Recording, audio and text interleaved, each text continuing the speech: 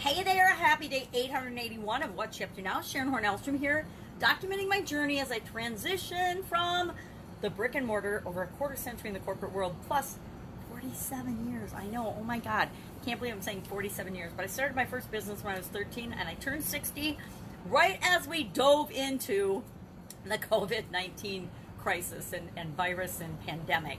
Actually, the day before my birthday, was when President Trump went on television and said, hey, guess what? We're not flying to and from Europe anymore, right? In March 11th, I believe that was. And then March 12th, the next day was my birthday, and everything started to close down and shut down, and everything went pretty crazy and unbelievable in most of our terms. In my 60 years, I've never experienced anything like this. You know, we have the dot-com crisis, and we've had 9/11, and we've had a lot of other things that have come up, but nothing that impacted as many people as COVID-19. So, working on changes for myself and other people, the people that I interact with, and how that affects each and every one of us. And change and challenges are kind of my thing. So right now, today was day 27 of the Get Up and Go Challenge. Challenge to do a 40-day personal challenge. And if I'm going to do a personal challenge, guess what? I'm taking people along with me. I'm not just going to do it for myself. So the month of April, I had done already a 30-day Get Up and Go challenge. And then I did a 10-day in May, and then I was challenged to do a 40-day, and I'm like, okay, well, what am I going to do? Made sense to just do a longer version of a Get Up and Go challenge. Since I'd already done 30 days, I knew I could do 30 days. 10 days isn't that much more, so 40-day challenges is easy. Today, we talked about something that has had a huge impact on my life, the emotional guidance system. And I first heard about this in about 2011 and it comes, of course, from Esther and Jerry Hicks and the Teachings of Abraham. And they share that we have levels to our emotions, and we can choose to feel better about what's going on in our life by choosing higher level emotions. And it goes, you know, they have a 22 level scale, and some emotions are considered the same level or the same frequency. But the more we work our way up and work through those, the more we live our life in the higher vibrating emotions, the better we feel, right? The more we enjoy our life. The more we're feeling gratitude, appreciation, love, freedom, knowledge, the better we feel about our life. Versus if we're feeling fear, grief, you know, unworthiness, depression, you know, what feels better to you? Kind of a no-brainer, right? So I was teaching about that in the challenge today, because there's 7 areas of our life that all of us need to deal with, whether we believe it or not. And I learned that one in 2010 by personal experience. I ignored my physical well-being for a decade or so, probably closer to 2 decades, and paid the ultimate price by having a sudden cardiac arrest and almost not being here to impact my kids' lives and experience my amazing granddaughter. So after that experience, I started looking for answers and trying to figure stuff out. And one of the things I came across was Esther and Jerry Hicks, and how she channels a group of higher beings called Abraham. And I'm going to tell you, I couldn't get my head wrapped around that concept. It was weird. I didn't get it. And it was probably a couple years of reading and studying other things, and I kept being drawn back to this information about the guidance system, the emotional guidance system, and how we can control how we feel and how we react and how we respond to things. And the power that comes along with that, right? With knowing that we have the ability to impact how we feel and how we react to things means that we have power, right? We have our own personal power to decide what things mean to us. And I liked the idea of that. I liked and believed the concept of that we have control over how we react to the things that happen in our life, how we respond to them, and that we want to actually be responding and be proactive in as many situations as possible, rather than just reacting to the things that happen in our life. The people that have actually and did have for their businesses, I work with a lot of business owners and have been a business owner for so long. I tend to think in business examples. Just like an athlete tends to give sports analogies and sports examples, I tend to give business examples because that's been my experience. So the businesses that had a contingency plan or emergency plans in place before COVID hit were in better shape and better able to handle the challenges that have come along with COVID-19 than those that didn't have anything. So the small businesses, the salons, the spas, the, you know, gyms, the mom and pop shops that never created any kind of a what am I going to do in case there's an emergency, they were hit a lot harder, at least in my discussions with the people I've been experiencing, than the people like me that came from corporate America, and every year we had to review and create emergency plans. If there's a tornado, if there's a terrorist act, if there's this, if there's that, we had to do that. In the food industry especially, even when in my small business, since I was USDA and FDA regulated, I had to follow all the federal programs. So I've just always created contingency plans and had contingency plans. So as far as being personally impacted by COVID-19, I am probably one of the least impacted people on the planet. Now, I also have personal things that have caused me to be more prepared than other people. I've been losing my vision for, well, since I was 18 or 19, I guess I was 20. Since I was 20, so for 40 years, I have been losing my vision. It's been getting worse and worse and worse. And then I lost the vision in my left eye, I guess, when I was 28. So in 1998, 60, 70, I don't remember. I'm not doing math very well today. But I lost my vision in my left eye and was blind in my left eye and have been for decades, right? Even since I had surgery, the surgery, it helped a little. It got me to be able to see light, but I could never really see out of that eye. So that has meant that I've had decades of figuring out how to do things that with no depth perception, right? And then finally, the last couple of years, my right eye started to take the same journey that my left eye did, and I've lost my vision enough to be considered legally blind. I still can see a little bit, and I can do some things with magnifying glasses and my 62-inch screen TV and things like that. And you find ways to listen to things versus reading them, but it's very inconvenient. I can't remember what my point was about sharing that, because I don't usually like to share that. But we figure stuff out, right? I know, because I've been dealing with those personal changes, it's made the separation, the freedom of, I haven't driven for a couple of years, so I haven't been going out and interacting in a lot of instances like I used to. So I'm not going to the store. I mean, I used to be the queen of shopping, right? Not because I like to shop, but I like to have a lot of stuff, and I wanted to have everything I ever needed. I love cooking, so I had one of those pantries where there was everything in my pantry and in my spice cupboard and in my fridge and freezer and an extra freezer, so that I could cook whatever I wanted, whenever I wanted, because I'd have all the ingredients. I could create whatever I wanted. But I had stopped doing that. So when COVID hit, and they're like, oh, can't go to the stores, can't do anything, and I am immune compromised, I need to be more vigilant and more careful for myself and for the people that I interact with. I hang out with my granddaughter every day, and I'm absolutely positively not going to put her or my kids or anybody else I see on a regular basis at risk. But I'd already been doing those things. So I'd already been creating my own contingency plan when COVID hit.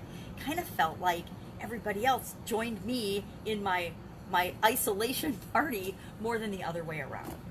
And as painful as it's been for the people that have experienced or made reparations ahead of time, had made preparations ahead of time, have experienced this better than others. You know, the preppers, right? The people that are the doomsday people that were preppers, they were all prepared for an event like this. And so they've all been smiling in their bunkers or in their homes or wherever, because they had all the supplies and all the things that they could possibly need in the event of an emergency. And it's up to each and every one of us to decide how we're going to respond. So I really like the emotional guidance system, because you can use this little tool to help you reach for better feeling emotions in any experience that you find yourself with, even in a pandemic, even in rioting, even in a massive health challenge, whatever. I did find it interesting because I haven't physically looked at the emotional guidance system for a long time. I just was doing it as part of the challenge today, and I really hadn't realized how far down the trail certain emotions are that we all experience and we all feel. Fear is at the bottom of the barrel. Fear is the absolute opposite of love. And that's something I'm going to cover. I realized after covering the emotional guidance system, it's perfect for the emotional aspect of covering the 7 areas of our life in the challenge. So tomorrow we'll be talking about fear and being a victim versus love and being a master. that'll be the next couple of days of exercises for that, because I'm actually working on it as part of the challenge, and something I committed to doing as my mental health and my relationship health is a book that I did in 2011 by Lynn Grabhorn called Excuse Me, Your Life is Waiting Playbook. And I love that she calls it a playbook. Again, this is one of those workbook type playbook things that is at a whole different level than I think most people are willing to deal with and look at. Even I, the first time I went through this, it took me a year. It took me a year to do this workbook playbook, because she recommends, and I'm so glad she did, that at the end of the book, you do each exercise no matter what, and you don't move on to the next one until you complete the one you're on. And I got stuck, and I'm trying to figure out what exercise it was, and I'll know when I hit it, but I haven't hit it yet. I'm only on page 28. So it takes me a while to go through things now. Probably take me a year. No, it won't take me a year this time, because I'm not going to get stuck on any of the exercises. But I was having personal challenges and personal things in my life that I didn't want to face up to, and I didn't want to deal with back then, mostly in my personal relationship.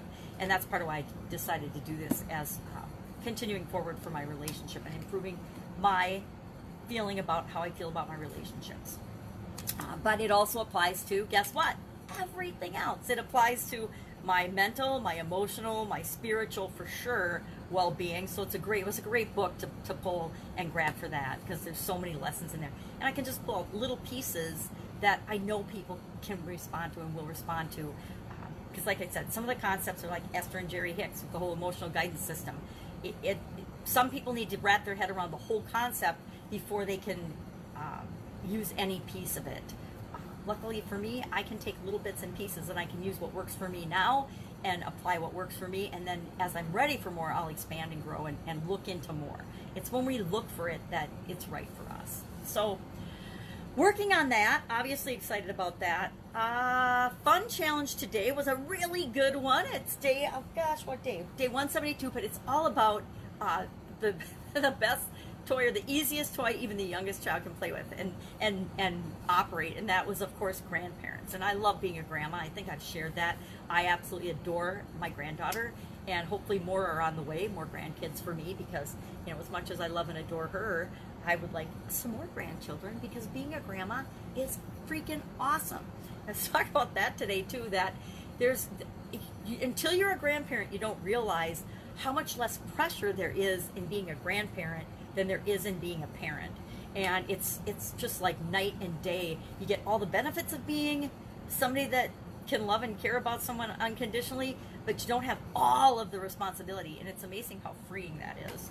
Never said that out loud. I'm probably going to get in trouble if my son hears this, but it's so true. You know, I get to hang out with my amazing granddaughter 5 days a week during the day, and then she goes home every night, right? Sometimes we'll have sleepovers, but for the most part, then when she gets tired or grumpy or hard, okay, bye, love you. And then her parents have to deal with it. And I feel bad that I'm saying that and laughing about it, but I remember my parents and my ex-husband's parents feeling the same way and doing the same thing. All right, here you go. See you later. So I guess that what goes around comes around. What else is going on? Working on my granddaughter, my daughter and my son-in-law are coming home. And so I have a whole lot of projects to do around their house to help get ready for when they come home with their dogs. I'm so excited they're coming home for a week. So I will continue to do my challenge, because the challenge will still be going on during that time. I'm not going to stop doing my fun challenge. It's a 365-day challenge. And I commit to my business folks too as well, to show up every day. I'm going to show up every day. Even if my kids are home and I just want to spend time with them. Guess what? An hour a day is easy to commit if you're consistent and you're doing it. I've been doing it for 881 days, so it's not like I'm going to stop and not do it because they're home on vacation. I think the only day I missed with this particular piece was Christmas Day, and that's because I was laid out on the couch sick. And I'm talking flu sick, terrible sick, couldn't breathe, horrible sick. And that's the only day I remember. I did it the day before, I did it the day after, but Christmas Day, I didn't hardly get off the couch except to go to the bathroom. And I think answer the door, my sister brought me food or something, which I didn't eat till the next day. So, if I can help you anyway, hit me up in the comments below. Otherwise, I am just working on some branding projects. I think I've mentioned that I'm in a branding mastermind and a branding accountability coaching program right now, a coaching group, and that's because I need to narrow my focus because I'm all over the board, and I have been for a long time, actually in my entire life. So it's time that I bring it in, right? Bring it in, people, and be more clear with my messaging and more clear with my branding and things. It's part of why I'm killing off Pajama Grandma. You notice since COVID started, she has not really appeared, but on the fun challenge, because I do Pajama Grandma on my Pajama Grandma page, I actually record that 365-day fun challenge. Probably she'll hang out for the end of the year. And I'm thinking about her maybe making a guest appearance on a longer once a week podcast where I do different segments to that podcast once a week instead of every single day. And maybe she'll make some kind of a funny appearance on that because I'm trying to have more fun this year. So it'd be fun to do something fun with her, and maybe I'll get some people to give me input and feedback and say what are the fun things she can do, because I don't have that fun a personality. I'm too serious. And I know that. So maybe I need some people like my kids and their generation to give me some ideas of fun things a grandma could do. Or I'll ask my 5-year-old granddaughter. She knows what grandmas should do. Anyway, go out, have an absolutely amazing day. If I can help you in any way, ask. Just ask.